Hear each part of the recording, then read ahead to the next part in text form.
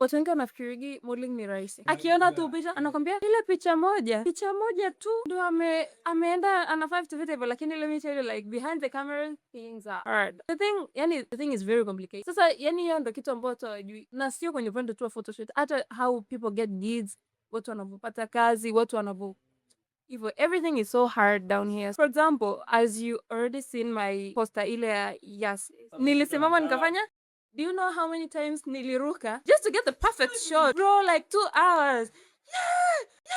Wanakwambia macho ameshuka chini, nywele sijui mfanyaje bro.